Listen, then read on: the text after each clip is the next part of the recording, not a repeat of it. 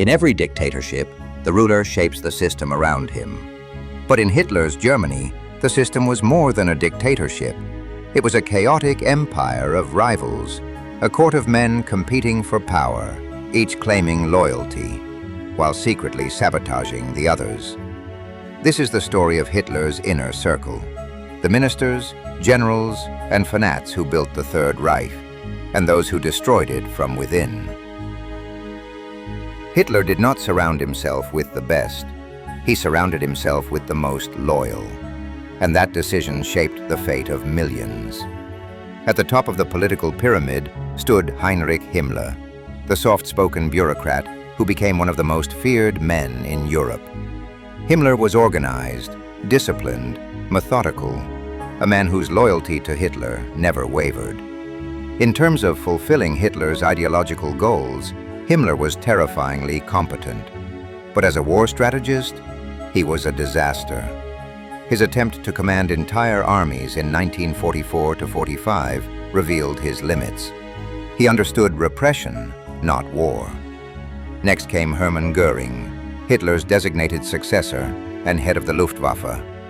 Brilliant in the early years, charismatic, ambitious, but corrupted by luxury and drugs. Göring promised Hitler that his air force would crush Britain. But the Luftwaffe failed, and Germany never recovered from the lie. Göring's miscalculations in the Battle of Britain, his arrogance, and his refusal to modernize the air force made him one of the biggest strategic failures in Hitler's leadership circle. Then there was Joseph Goebbels, the propaganda master. Goebbels understood emotions, fear, psychology. He kept the German population loyal long after the war was clearly lost. In terms of persuasion, he was unmatched. But he also cultivated a world built on illusion. He fed Hitler's delusions, reported victories that never existed, and hid the truth from the people and the Führer alike. His loyalty made him powerful, and his lies made him dangerous. But not everyone around Hitler was incompetent. Albert Speer, the Minister of Armaments, was perhaps the only man in the Reich who combined talent with discipline. He reorganized German industry, boosted production under impossible conditions, and prolonged the war far beyond what was expected. If Germany had 10 Speers, the war might have lasted years longer. Yet Speer's intelligence was neutralized by his own ambition. He wanted Hitler's approval more than he wanted victory. And then came the generals, men raised in Prussian tradition, but trapped under the rule of a dictator who trusted nobody. Erwin Rommel, the Desert Fox, was a battlefield genius. Bold, fast, innovative, Rommel understood movement, surprise, and morale. But he lacked political instinct. He refused to lie, refused to flatter Hitler, and paid the price when reality clashed with ideology. Rommel was a commander in the wrong army, a professional soldier surrounded by fanatics. Contrast him with Wilhelm Keitel, chief of the High Command. Keitel was obedient, loyal, and completely unqualified for independent command.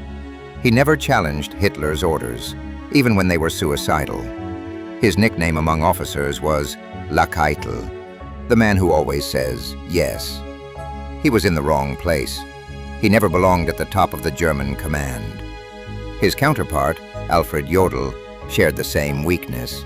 Smart, but submissive. He knew the war was lost, knew the strategies were flawed, but lacked the courage to confront Hitler. Competent on paper, but paralyzed by obedience. At the ideological core was Martin Bormann, Hitler's shadow. He did not fight battles or design policies. He controlled access to Hitler, manipulating the Führer's mind by controlling information. Bormann strengthened Hitler's paranoia, isolated him from reality, and shaped the war's final stage through whisper and deception. He was not a military leader, but he was one of the most dangerous men in the bunker. And then there was Reinhard Heydrich, the man many historians consider the most intelligent and ruthless in the entire Nazi hierarchy. Cold, calculating, efficient. Heydrich had the strategic mind that Hitler's regime desperately needed. His assassination in 1942 removed a man who could have reshaped the war through pure administrative brutality. Among all of Hitler's lieutenants, Heydrich was the one who combined intelligence, loyalty, and initiative. His death weakened the regime more than they admitted. As the war progressed, Hitler relied more on fanatics than professionals. Generals who disagreed were removed. Those who obeyed survived, even if their obedience destroyed the army. One man who clearly did not belong in command was Heinrich Himmler. When Hitler gave him control of the army group Vistula, the result was humiliation. Himmler froze, panicked, issued useless orders. He proved that ideological loyalty cannot replace military skill. Another tragic mistake was Göring's collapse. His addiction, delusion, and greed turned the Luftwaffe into a shadow of what it could have been. German pilots were brave, but they were led by a man unfit to lead an air force. By 1945, Hitler's inner circle became a theater of betrayal. Göring tried to seize power.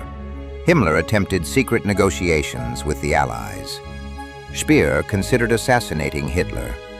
Bormann manipulated everything for his own survival. And Goebbels remained the last true believer, fueling the final flames of destruction. So who actually belonged at the top? Rommel, with his tactical brilliance. Guderian, the father of Blitzkrieg. Men of talent, but sidelined by ideology, jealousy, and fear. And who never should have been there? Keitel, Jodl, Göring, Himmler. Men who lacked the vision, skill, or courage to guide a nation through war. In the end, Hitler built a leadership based on loyalty, not competence. He rewarded obedience, not strategy. And the result was a regime that devoured itself. A machine built for domination that collapsed from within.